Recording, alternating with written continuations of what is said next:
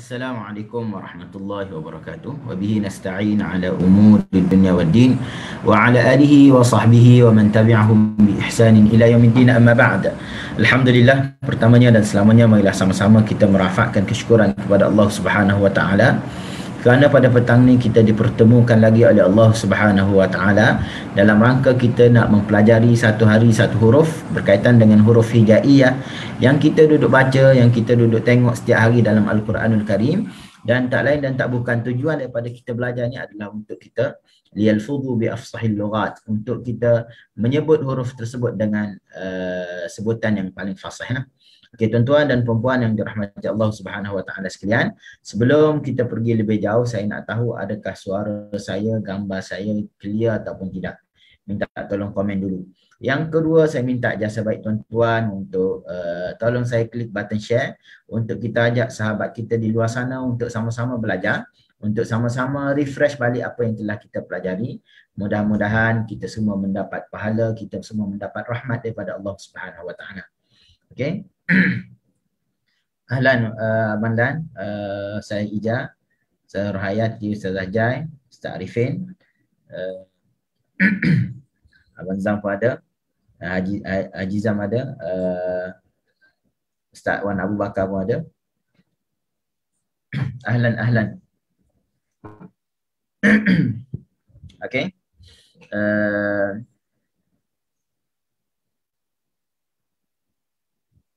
Jom kita sama-sama kita buka majlis kita pada tengah hari, pada petang ni dengan Ummul Kitab Al-Fatihah. A'udzu billahi minasyaitonir rajim. Bismillahirrahmanirrahim. Alhamdulillahi rabbil alamin. Arrahmanir rahim. Maliki yaumiddin. Iyyaka na'budu wa iyyaka nasta'in. Ihdinas siratal mustaqim. Siratal ladzina an'amta 'alaihim ghairil maghdubi 'alaihim waladdallin. Amin. Ya, alhamdulillah. Selesai kita baca surah Al-Fatihah. Mudah-mudahan kita semua dirahmati, diberkati oleh Allah Subhanahu wa taala. Dan seperti mana biasa, ad-dalu ala khairin kafa'ilih. Orang yang menunjukkan kepada orang lain ataupun yang menyarankan kepada orang lain tentang sesuatu kebaikan dan kebaikan tersebut diikuti, kafa'ilih, dia akan mendapat pahala seperti mana orang tadi melakukannya. Okey. Terima kasih Ustaz Arifin. 16 grup dah share. Terbaik. Okey. Hari ini insya-Allah kita akan bincang huruf Sad. Okey. Semalam kita bincang huruf Sin, hari ini kita bincang huruf Sad. Semalam kita bincang huruf Shin. Hari ini kita bincang huruf Sad. Okey, seperti mana biasa kita tengok dulu makhraj bagi huruf Sad dekat mana.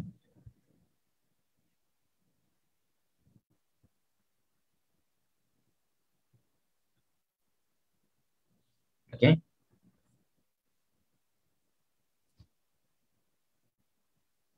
Sambil-sambil tolong saya komen clear ataupun tidak. Okey, tolong komen clear ataupun tidak. Saya tak tahu tuan-tuan komen ataupun tidak. Last komen adalah Ustaz Arifin. So, saya kena keluar dan sebalik.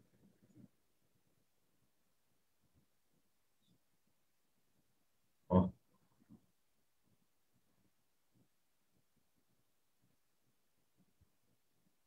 Okey, jelas. Clear.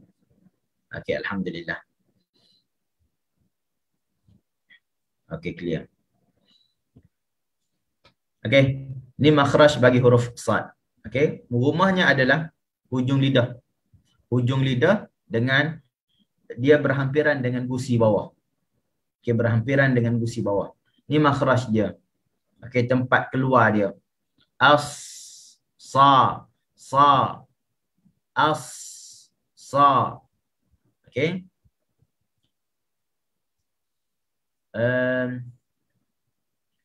Okey, ni makhraj dia lah. Dan apabila dalam gambar ni kita nampak tengah lidah ni lekuk. Kenapa? Kerana pangkal lidah terangkat dan hujung lidah juga dia terangkat lah. Okey, bahagian belakang dan bahagian hujung dia terangkat. Sa, as. Okey. Selesai untuk makhraj, kita tengok kepada sifat pula.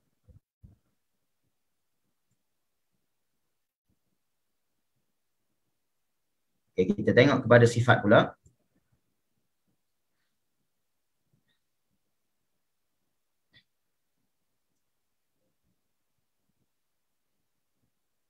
Okey. Sad. Hujung lidah menghala ke berhampiran gusi bawah. Kenapa menghala ke berhampiran? Kenapa? Kerana dia dekat sangat dengan gusi bawah. Okey. Tapi sepatutnya dia tidak bertemu dengan gusi lah. Dia menghampiri saja. Kakak adik-adik. Okey.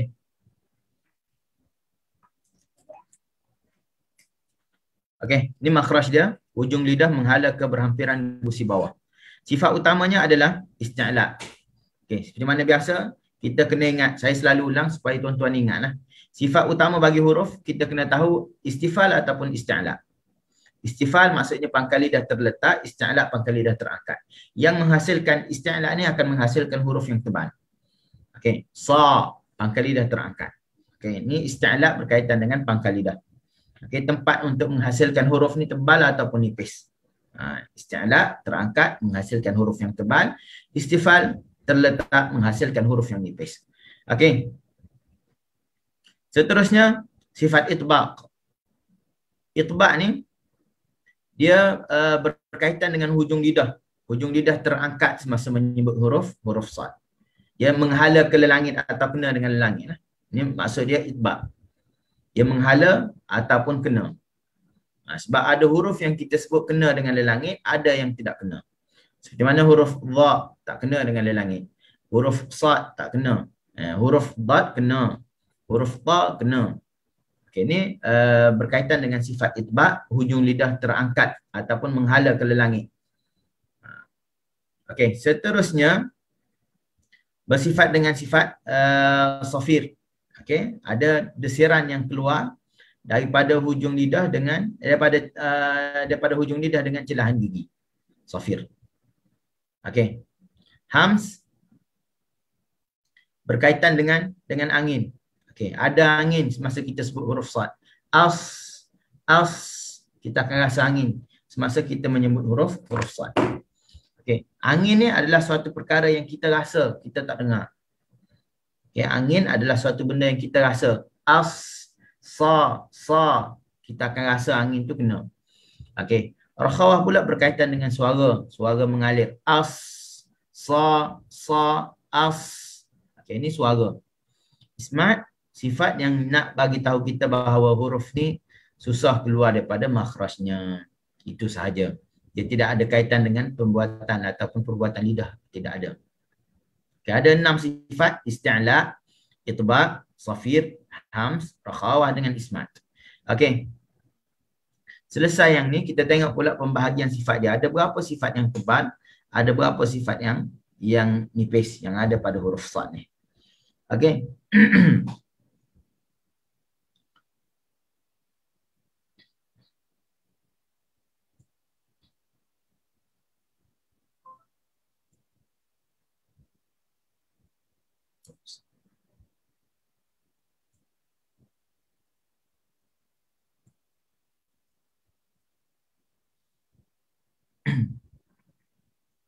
Okey. Petak pertama seperti mana biasa ni adalah makhraj bagi huruf nama huruf sad. Petak yang kedua adalah makhraj. Hujung lidah menghala berhampiran dengan gusi bawah. Ini makhraj bagi huruf sad. Okey, tuan-tuan boleh buatlah. Sas. Duduk depan cermin sebut sos. Tengok lidah kita bagaimana. Okey, kita tengok lidah kita berada di mana. Hujung lidah dia menghala ke gusi bawah. Ini bagi makhraj huruf sad. Sifat kuat. Petak yang ketiga adalah sifat yang kuat. Isti'la. Pangkal lidah terangkat. Sifat yang kuat. Itbaq. Okey. Hujung lidah terangkat. Okey. Sa. Menyebabkan ada lekukan di tengah lidah. Okey. Ada lekukan di tengah lidah kerana huruf ni adalah huruf yang kuat.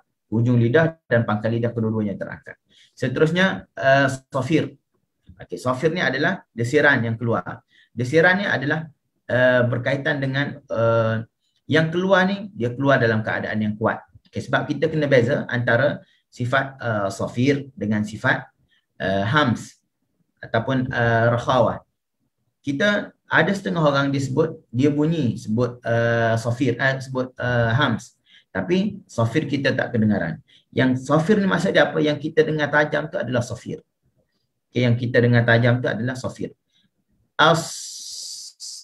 Okey. Safir ni sebenarnya maksud dia apa? Okey. Safir ni maksud dia apa? Safir ni, sekejap lagi. Kita tengok sifat dulu. Sekejap lagi saya bagi tahu. Okey. Hams dan dengan rakhawah sifat yang lemah. Okey, ada angin yang mengalir, ada suara yang mengalir. As. Okey. Dan ismat ni sifat yang tidak bersifat dengan lemah ataupun kuat. Okay, dia just nak bagi tahu bahawa huruf ni susah untuk keluar daripada makhrajnya. Itu sahaja. Okey, selesai. Okay, kita tengok pula apakah yang dimaksudkan dengan safir tadi. Safir, safiruha sadun wa zayun sinu. Huruf safir ni dia ada huruf sad, huruf zai, huruf sin. Ada 3 huruf sahaja. Dan safir ni hanya untuk 3 huruf ni lah. Safir maksud dia apa? Iaitu wa inna ma summiyat bidzalika, yang dinamakan dengan demikian safir ni, di saut yakhruju 'inda an-nutqi, bagi suara yang keluar ketika menyebut biha dengannya, yashbihu safirut ta'ir, yang menyerupai bunyi siulan burung. Okey, itu maksud safir. Bunyi macam bunyi kicauan burung lah. As, sa, safir. Az. Okey. Itu maksud asal, maksud safir. Hendaknya yang suara yang keluar daripada hujung lidah dengan celahan gigi. Itu maksud safir. Dia menyerupai bukan binatang, sebab ada binatang yang bunyi, ada binatang yang tak bunyi. Okey. Menyerupai yushbihu ta'ir, yang menyerupai burung. Okey. Seterusnya okey, kita dah selesai makhraj, kita selesai sifat, kita dah selesai pembahagian sifat, dan kita nak tengok pula cara sebutan bagi, okey, ada satu lagi yang tertinggal, keadaan lidah. Huruf yang tebal ni, dia huruf itba'. Okey, huruf sad tergolong dalam huruf yang itba'. Hujung lidah, pangkal lidah kedua-duanya terangkat. Kenapa? Kerana safir isti'la pangkal lidah dan itba' hujung lidah. Ia menyebabkan ada lekukan di tengah lidah ni lah. Okey, sa. Okey, masa kita sebut, tengah lidah kita akan melengkung lah, kerana huruf ni adalah huruf yang paling tebal. 4 huruf yang paling tebal, tapi masih lagi ada tingkatan dia. Okay. Ta yang paling tebal. Keduanya huruf dad. Okey. Dia ada tingkatan dia. Jadi semasa kita sebut huruf sad ni, mula-mula hujung lidah dia berhadapan dengan gusi bawah, menghampiri gusi bawah. Selesai daripada sebutan tu, lidah kita akan berada beginilah. Sa. Okey. Seterusnya kita nak tengok praktikal sebutan huruf sad ni pula. Okey.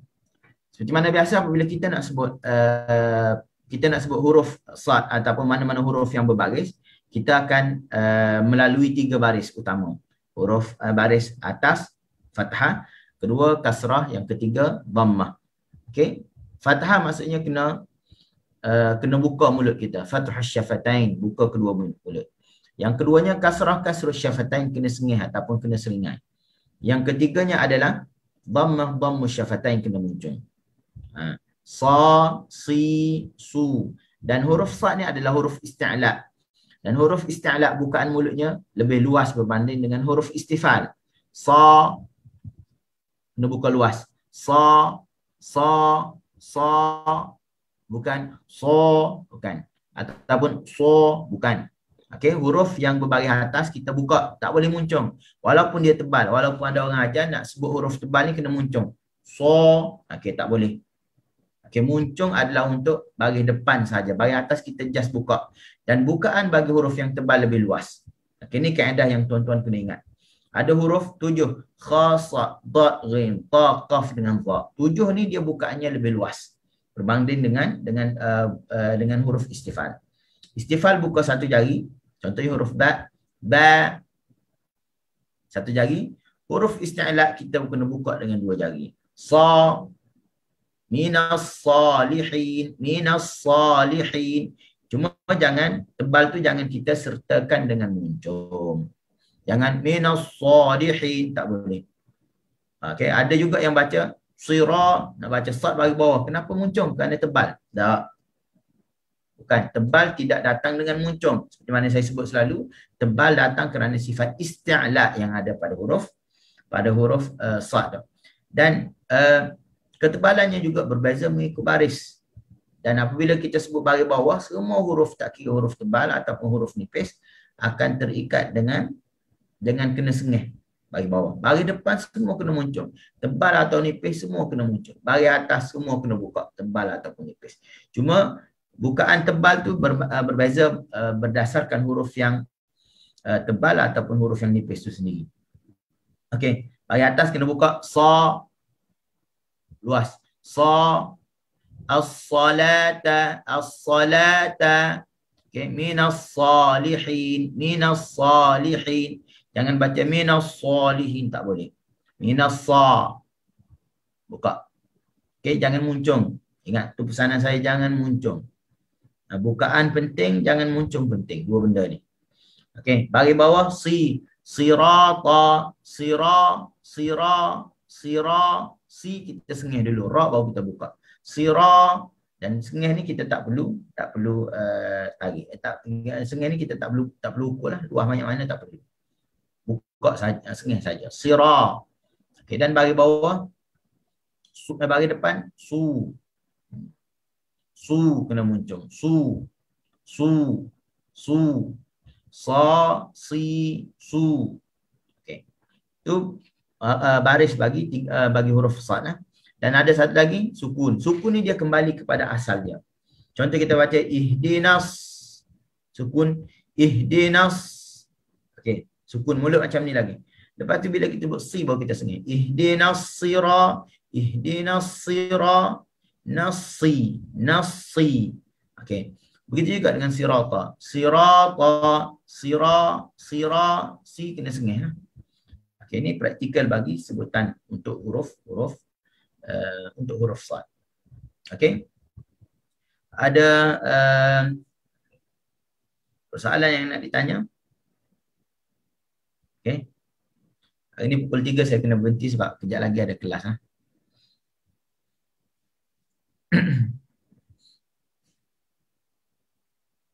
Okey. Bukaan mulut amat penting lah. Tujuannya apa? Untuk kita menyempurnakan harakat. Li'itmamil harakat. Untuk kita menyempurnakan harakat. Kalau tak, harakat tidak akan sempurna. Okay, ingat beberapa benda untuk huruf sad ni. Pertama, kena ingat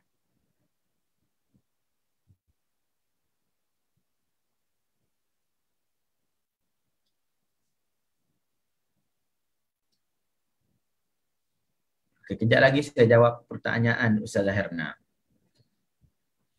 Okey. Minas huruf sad. Yang penting tuan-tuan kena ingat beberapa perkara. Yang pertama, bagi atas kena buka. Bukaan sad luas. Sa.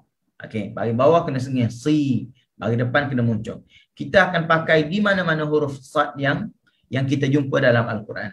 Jumpa bagi atas buka, jumpa bagi bawah sengih, jumpa bagi depan muncul. Ini tak boleh nak lari dah. Okey, kena tak pegang. Ada orang kata tak boleh nak buka mulut. Kata mulut dia boleh buka sempit. Tapi burger boleh makan double special.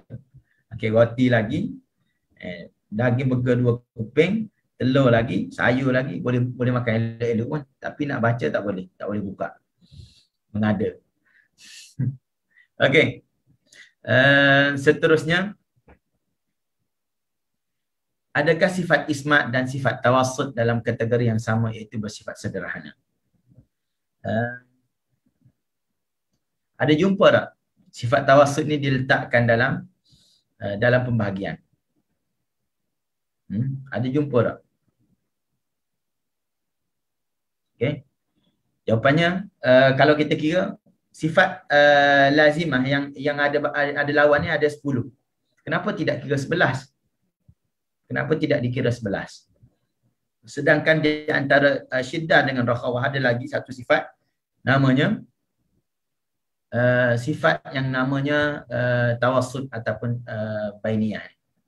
Syiddah dengan rakhawah ada tawassut. Wa baina rikhwin wa syadidin umar. Antara huruf rakhawah dengan syiddah ada sifat namanya Lin Umar.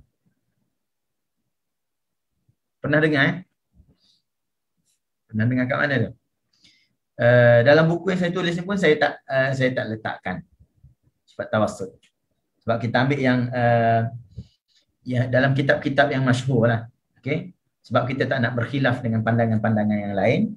Cuma kalau ikut syarahannya yang pernah kita jumpa, yang pernah kita belajar, huruf sesetengah ulama tidak menerima adanya sifat tawassul.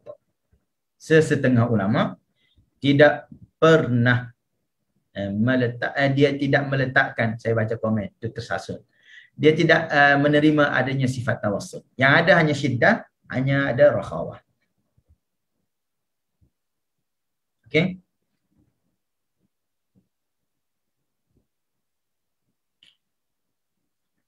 Okey, dia tidak ada, dia tidak terima. Sebab wallahu alam sebabnya kenapa, cuma perbahasannya ulamanya begitu. Ada yang terima, ada yang tidak. Berdosa ke yang tolak? Tak, sebab ini adalah amrun ijtihadi. Amrun ijtihadi. Tengok saya nak tulis 5 sifat berlawanan, 7 tunggal, tawassul tidak disebut. Ya.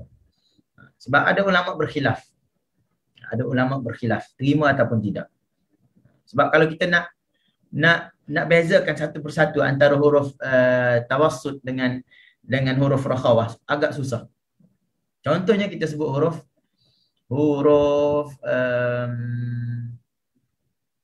lam, okey, lam. Ni bagi huruf tawassul. Kalau kita tengok di huruf rakhawah, huruf dhal, dia seolah-olah praktikal dia hampir sama. Di huruf dhal, di huruf dha, huruf yang pertemuan anggota. Dia hampir sama. Sebab tu setengah ulama terima, setengah ulama tak terima. Cuma pandangan yang ramainya adalah menerima. Sebab tu kita sebut. Okey. Cuma masalah kitanya, apabila kita tersalah menyebut huruf tawassul, kita tak salah kepada rakhawah tak, tapi kita pergi kepada syiddah. Contohnya bismillahirrahmanirrahim. Dia jadi berhenti, tu salah. Jadi tersalah. Okey.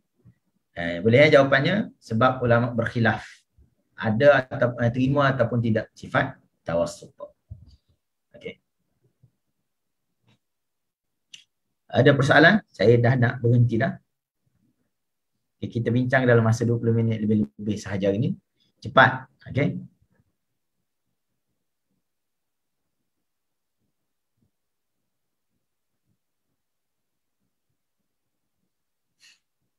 Ya.